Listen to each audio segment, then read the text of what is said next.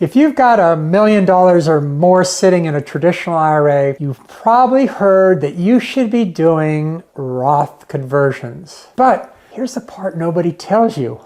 Where are you going to get the money to pay the tax bill? Most people make, I'd say, one of two costly mistakes. Either they pay the taxes out of their IRA itself, which kind of defeats the entire purpose, or they just panic and do nothing. Today, I'm going to show you exactly how IRA millionaires handle Roth conversions the smart way. I'm Mark Wisniewski, president of Southern Incomes. I've spent years helping retirees with seven-figure IRAs navigate those Roth conversions, and I'd say the biggest mistake isn't whether to convert, it's how you're going to pay for it. Today, I'm going to show you the strategies IRA millionaires use that most people have never even heard about. If you find this helpful, like and subscribe. Here's what we're going to cover. First, why paying taxes from the IRA itself just destroys wealth, and the exact math that's going to prove that. Second, the alternative funding source that gives you a double tax benefit. And third, 4 advanced strategies that can save you hundreds of thousands of dollars. Let's start with the biggest mistake.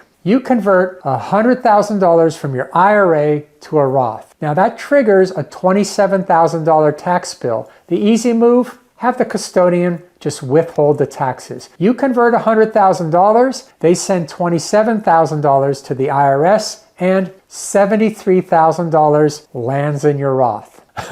Let me show you why this really is a disaster. Let's compare 2 scenarios. The first scenario is you convert $100,000, but you pay the $27,000 tax from the IRA itself. Only $73,000 makes its way to your Roth. In the second scenario, you convert the full $100,000 and pay the taxes from an outside source. Watch what happens over time at a 6% growth rate. After 10 years, that $27,000 difference has grown to $48,300. After 20 years, it's up to $86,400. After 30 years, that $27,000 that you gave up to $154,700 of lost growth. And if you're under 59 and a half, that withheld amount might trigger a 10% early withdrawal penalty. You just turned a smart tax move into wealth destruction. So, what do many high net worth retirees choose to do instead? They pay conversion taxes from a taxable brokerage account. Here's why this is so powerful. Let's say you've got $1 million in an IRA and $500,000 in a brokerage account. You convert that $100,000, triggering that $27,000 tax bill. Instead of taking it from the IRA, you sell appreciated stock to cover the taxes. Here's an example. You have a position with a $20,000 cost basis and a $30,000 current value. You sell it for that $27,000 that you need. That creates a $10,000 capital gains. Taxed at 15%, it's $1,500. Total tax, $28,500. But the full $100,000 is now in the Roth, growing tax-free forever. Here's the bonus. You're also harvesting capital gains in a year when your tax bracket is low. You're cleaning up low cost basis positions and resetting your cost basis. It's a 2-for-1 move, funding the conversion and doing portfolio housekeeping simultaneously. Now, if you're thinking, I was just planning to withhold the taxes from my IRA, you're not alone. This is exactly why we help clients at Southern Incomes build conversion strategies that preserve your wealth. Link in the description to book a time with me. Here's the second major mistake. Converting everything in 1 or 2 years. They convert $300,000 in year 1 and another $300,000 in year 2, and suddenly they're crushed by taxes, jumping from a 12% bracket to 32%, triggering IRA surcharges, making Social Security taxable. Smart IRA millionaires spread conversions over 10 or even 15 years. Here's an example. A couple converting $80,000 per year from age 62 to 73. Their marginal rate stays at 22% the entire time. No bracket creep,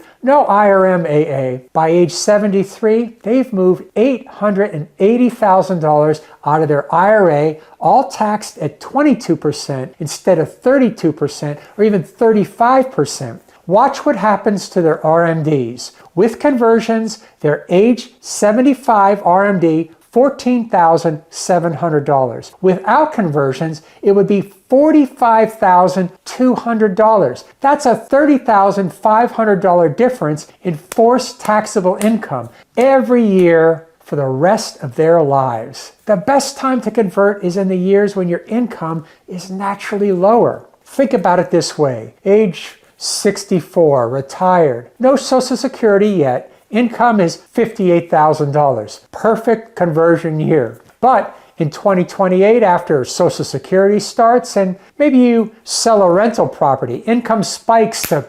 $187,000. Terrible conversion year. Here's another strategy. Coordinate conversions with qualified charitable distributions. Once you hit 70 and a half, you can donate up to $111,000 per year directly from your IRA to charity. That money doesn't count as income. So in a conversion year, do a QCD to offset some income. So you convert $70,000, but you donate $15,000 via QCD. So net taxable income only increases by $55,000. And don't forget state taxes. If you live in California, New York, or New Jersey, your conversion might trigger a 10 or even up to 13% in state tax on top of federal. I've had clients move to Florida for 4 or 5 years, do $400,000 in conversions with 0 state tax, then move back. They've saved $36,000 just by timing it right. Now, 2 concerns always come up. First, what if I don't have a big enough brokerage account? Then slow down your conversions. Convert $50,000 instead of $100,000. Convert over more years. Never pay taxes from the IRA itself. You're better off converting less, but doing it right. Second, what if tax rates go way up? It's true that the current tax law maintains relatively lower brackets compared to historical levels, though future legislation may change this. But even if rates rise a few points, you're still better off converting strategically over time than just spiking into the 32% or 37% bracket today. Here's a 4-step framework. Step 1, calculate your conversion capacity. How much can you convert while staying in your target bracket? For most, that's the 22% bracket. So $211,400 for married couples in 2026. Step 2, identify outside funding sources. Map out where the tax money is going to come from. Maybe brokerage accounts, your cash reserves, income. Make sure it's not the IRA. Step 3, build a 10-year income projection. When does Social Security start? When do your RMDs kick in?